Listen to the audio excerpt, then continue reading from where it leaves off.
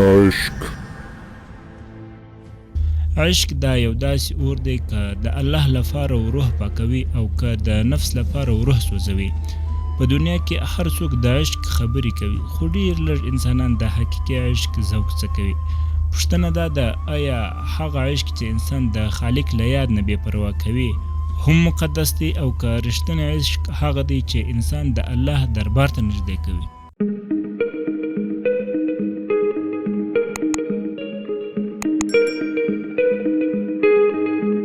عشق پر دوه ډوله دی، یو حقیقي عشق دی او بل مجازي عشق دی. مجازي عشق هغه ته ویل کېږي چې د انسان مینه د مخلوق سره وي، د هغه د بدن د ښکلا د وجې یا د ښه غږ د وجې یا د بل احساس له کبله سوي. دا عشق یو فطري شی دی، خو کله چې له حدودو تېر سي انسان د خپل هدف څخه غورځوي. دویم بیا حقیقي عشق دی.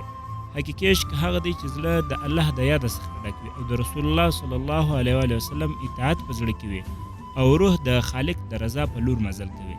لکه څنګه چې حضرت رومي رحمت الله علیه ویلي دي، هر هغه عشق چې څوک له خالقه جلا کوي دا زندان دی، او هر هغه عشق چې څوک له خالقه سره پیوند کوي دا ایمان دی. د مجازي عشق تاریخ د حسرتونو ډک وي. ډېر انسانان د ظاهري ښکلا په دم کې بند پاته سول، د دنیا د محبت اور یې د آخرت نور ورڅخه پټ کړي. لکه د لیلا او مجنون کیسه چې د انسان د احساس یو بې مثاله نمونه ده، خو پای یې څه سو؟ نه یې لیلا ترلاسه کړه او نه یې د خدای رضا. ځکه عشق چې بې هدفه سي دا شوق نه وي بلکې یو ابتلا وي. حضرت شمس تبریز رحمت الله علیه وایي، که عشق ته د حق څخه جلا کې دا عشق نه دی بلکې هوس دی. حقیقي عشق هغه دی چې انسان د خپل خالق سره وصل کړي او د عاشقانو زړونه تل د خپل محبوب په یاد کې لړزیږي. صوفیای کرام رحمت الله علیهم وایي چې عشق هغه نشه ده چې د عقل حساب له منځه وړي خو د زړه نور څو چنده زیاتوي. حضرت بایزید بوستامي رحمت الله علیه ویل چې ما د الله د عشق په اور کې ځان داسې سوځولی دی چې د ځان نوم رانه هیر سولو او یوازې مې دا په یاد دی چې هغه ستا.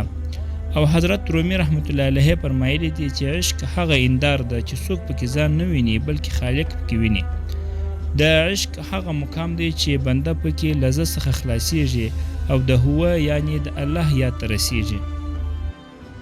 مجازي عشق د تمې فریب او حسرت نړۍ ده، خو حقیقي عشق بیا د سکون قرب او یقین نړۍ ده. د مجازي عاشق سترګې د مخلوق په بڼې بندې وي، خو د حقیقي عاشق سترګې بیا د خالق په جلال خلاصیږي.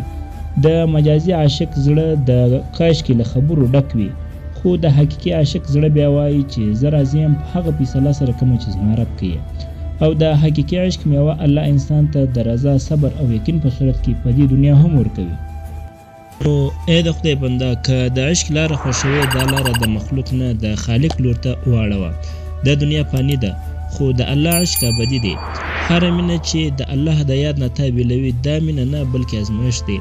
او هر عشق چې د الله په لور تا بولي دا هغه اور دی چې روح پکې پاکیږي او زړه پکې ارامه کیږي. یاد ولره، مجازي عشق د زړونو زولنه ده او حقیقي عشق د زړونو ازادي ده. نو راځئ خپل زړونه د الله د عشق په اور کې صفا کړو ترڅو د خالق محبوب سو، لکه څنګه چې هغه فرمایي، یعنی که تاسو د الله سره مینه وکړئ نو الله به در سره خپله مینه وکړي. دا وه زموږ د نن ورځې ویډیو. تر بل ویډیو په لوی رب سپارم.